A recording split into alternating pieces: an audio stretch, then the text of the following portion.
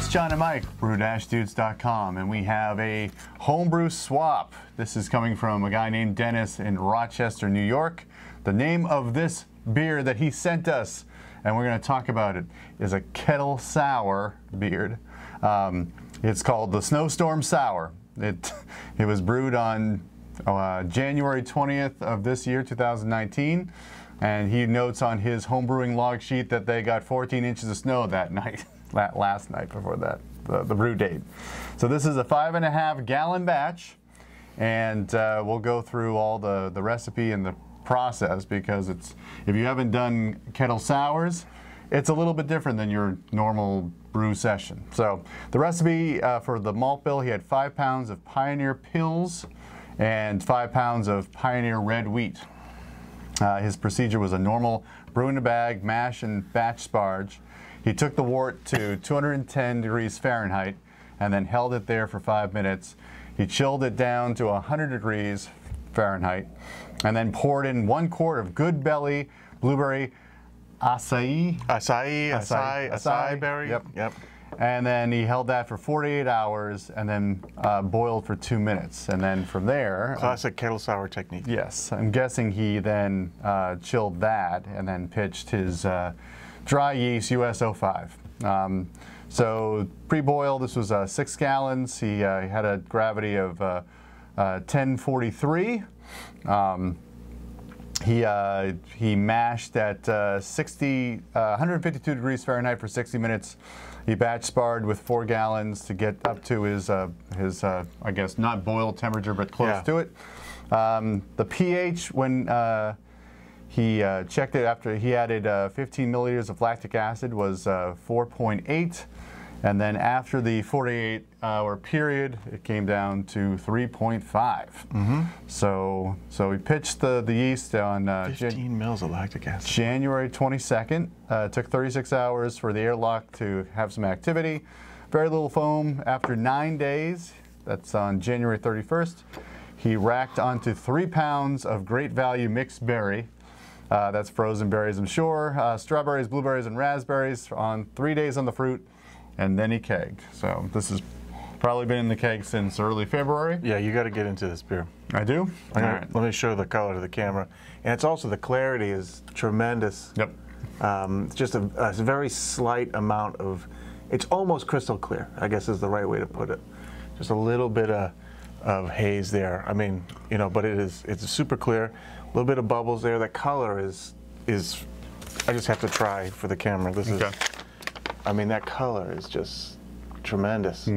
The aroma on this baby, man, it's like, it smells like the bag of mixed berries. That's exactly you rip that bag open, or if you've ever, it smells like a mixed berry smoothie, right? Like you open that bag up and you can just smell that, those macerated berries, just wet berries. Exactly what it smells like.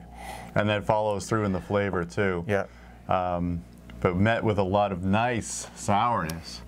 Really super clean, super well executed Kettle Sour. I mean, it is all lactic acid. Yeah. Super clean, super bright, super crisp. The fermentation with the US-05 is also has done its job. I mean, because there's like nothing left to it in the, as far as like, there's no like malt character to it, but it's just a beautifully bright sour beer. Yeah, it's fantastic. It is great. And we just had a very nice warm weekend. Yeah. So this is going down really nice. I mean, here we are, very early spring, but this would be even better in the hot days of summer as well. Tell me more about this procedure, because this is something that I'd love to get into. Okay. I know we've done like so I've been thinking about sours, but I've been thinking about doing a Kettle Sour for a long time. But essentially, the process is you mash as normal, and then you put it in your kettle, and you want to sanitize it to kill off. I mean, there's lactic acid, there's lactobacillus on the grain, but a lot of people, for the sake of creating a clean beer, you boil it briefly to kill that, and then you add in your own cultures. In this case, a lot of people use this Good Belly stuff. Then you hold the temperature.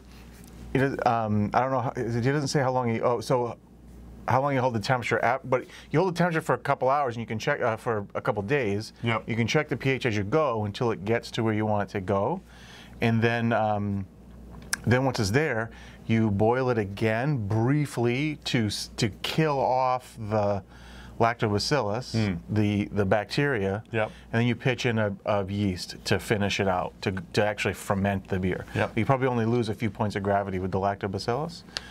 Sure. In this case, of course, they're using this good belly, which is like a probiotic blend of several different lactobacillus. Yes. That's also blueberry based, which I guess would add to the flavor some.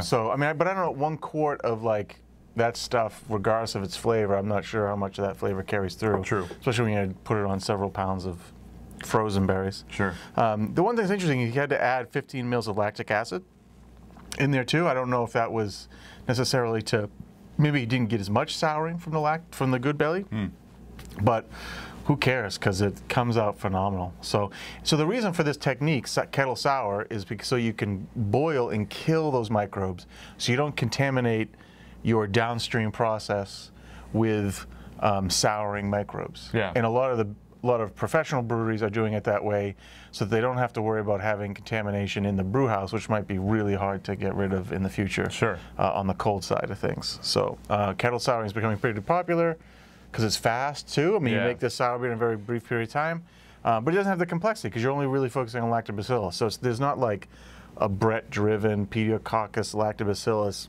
melange of activity. Sure. But you know what? This is super. I mean, I don't know. You know. Well, what else do you really It'd be want? interesting to do this. You know what would be interesting with this would be to make this something just like this, split the batch in half, have half that you can drink now, and in the other half, pitch like the tropical, like the Brett Clausinii, which is supposed to have some tropical, you know, so pitch just Brett, whatever your favorite Brett is, into the batch after the fact too, and see if you can get then something a little bit more complex. That's interesting. If you're willing to wait on it. I mean, the whole point of kettle sour is to be fast. Turn around quickly, right? But yeah. Wow. Well, this is a really great example of a homebrewed kettle sour.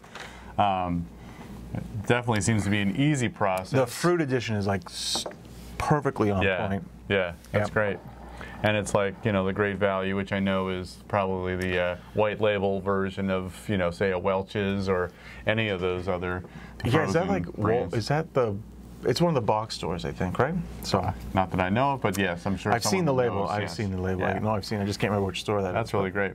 Cool. Sweet. Well, thanks for sending that in. I think this is the first kettle sour we've had sent in, and man, the bar is high because this is phenomenal. This is phenomenal. Yeah, really nice, and I'm glad that he sent us 2 bottles because this is good for the video, and we can have it later on for sure. All right, well, thanks so much, Dennis from New York. If you'd like to swap beers with us or send us a beer, you can find our email address at our site under the contact page. But if you're just listening, it's dudes@brew-dudes.com, and we can figure out the logistics of getting your beer to us, and then we can talk about it here on the camera. Thanks for watching. Subscribe to our channel. You can click on the little bell to get notifications when we post these videos. If you like this video, give it a thumbs up, and keep watching because we do this every week. For John and Mike, brew-dudes.com. Sour on. Cheers.